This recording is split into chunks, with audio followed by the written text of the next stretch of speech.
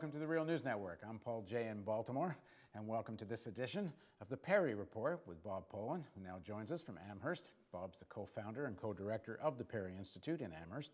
His latest book is Back to Full Employment. Thanks for joining us again, Bob. Thanks very much, Paul, for having me. So I want to ask you a question. We received just a little while ago an email from Cornell University. Professor Richard Burkhauser has commented on President Obama's call to raise the minimum wage to $9 an hour. And here's what Burkhauser had to say. President Obama's call for an increase in the minimum wage to reduce poverty flies in the face of 30 years of evidence from Card and Kruger to Newmark and Washer that increases in the minimum wage have no effect on poverty rates. Bob, the argument that Burkhauser gives is that most people working at minimum wage jobs are not heads of families, they're younger people in families that already have income earners, and that if you raise the minimum wage, it's going to reduce the number of jobs available for young people who are mostly in these minimum wage jobs and really do nothing about poverty levels because the main bread earners are already earning more than the minimum wage, he argues.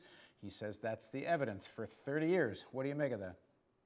Well, that's not the evidence that I'm familiar with. The evidence that I'm familiar with, having studied living wage proposals, minimum wage proposals around the country at state levels, at municipal levels, and national levels, the evidence is the majority of people, the overwhelming majority of people who are at or near minimum wage levels of wages are not teenagers, let's put it that way. The median age is roughly in the 30s. Most of the people have been at their job or at similar jobs for over a decade. They are on their long-term employment trajectory. They're not about to jump up to some middle-income job as soon as they get out of college. That doesn't mean that there aren't teenagers. The number of teenagers in the labor force are disproportionately at or near minimum wage jobs, but the majority of people at or near minimum wages are not teenagers. Now, there is another point. There are many cases in which teenagers or young people who are working at or near minimum wage jobs are part of families that are above the poverty line. And some of my own research has shown that, in fact, the contribution of the teenager is what significantly helps to bring the family above the poverty line. So it is not just this image of middle-class teenagers taking jobs at McDonald's in order that they can go and buy the latest iPad. There's some of that, but disproportionately, the majority are people that are making a significant contribution to keeping their families above water in terms of surviving in a very, very rough economy. Well, we're going to invite Dr. I'm assuming it's Dr. I don't know, Burkhauser, to come on and have a debate with Bob about all of this. But let me ask you another question about this $9 minimum wage proposal by President Obama. The studies I've seen in terms of doing, as I do these interviews, seem to suggest that if a minimum wage earner is a head of a family, $9 an hour does not do what President Obama said it would do, which is raise a family out of poverty. It seems to me the minimum wage to do that would be something more like $14, $15 an hour. In some places it could be as high as 17 or 18. That's certainly consistent with all the research that I myself have done with my colleagues here at Perry. Look, the minimum wage in this country in 1968 was close to $11 an hour after we adjust for inflation.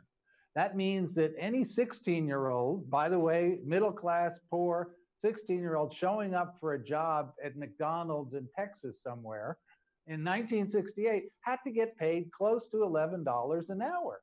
Now, on top of that, average productivity, the amount the average worker produces over the course of a day, has more than doubled since that time, more than doubled.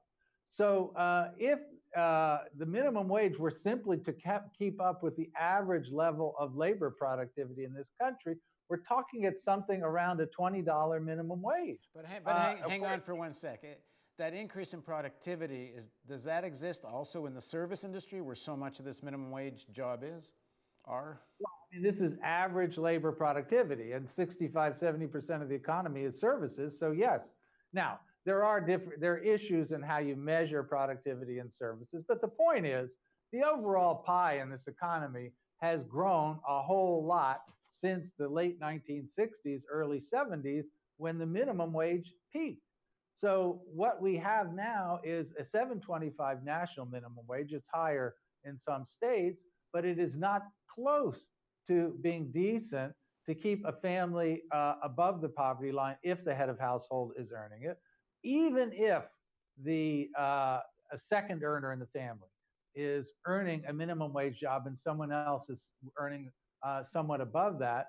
That still doesn't keep a family above what I would call a basic living standard. Not what I would call, by the way, the U.S. Census Department has now created other categories in addition to the badly inadequate poverty line as a measure of economic distress.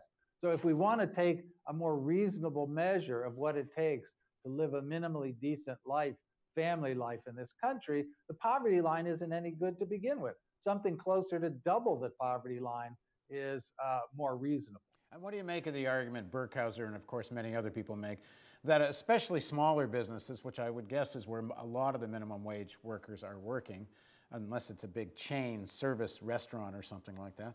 But at any rate, that they can't afford, given the money, the market as it is, to have as many workers as they would now at $14, $15, $17 an hour. In other words, if that were to be instituted, they would have to get rid of some people. Well, I mean, of course, you have to increase the minimum wage in increments. If you go today from $7.25 to $17 an hour, of course, it's going to create a lot of disruptions. So we have to move from where we are today, $7.25, incrementally up to where a decent wage would be. And the main thing holding back job creation, of course, is the Great Recession and what's happened ever since. It is not the minimum wage. We know over and over again, he cites studies that have gone on for 30 years. It so happens those studies find that minimum wage increases that are incremental do not cause any significant employment effects, negative employment effects, if any at all. That's the net result of 30 years of research. There's really no denying that. And if you want to create jobs for small businesses, well, then where you really need to start is to get credit back to small businesses. Small businesses, essentially, in the aggregate, small businesses have not got net increases in borrowing basically since 2007. Now that's 6 years now that they basically have been credit starved. So that's the way, if you really care about creating opportunities within small businesses, we would focus on getting credit to small businesses. So as I said, we're going to invite Professor Burkhauser to come on and debate Bob Pollin about the minimum wage laws, and I hope he will. Thanks for joining us again, Bob. Thank you very much for having me, Paul. And thank you for joining us on the Real News Network.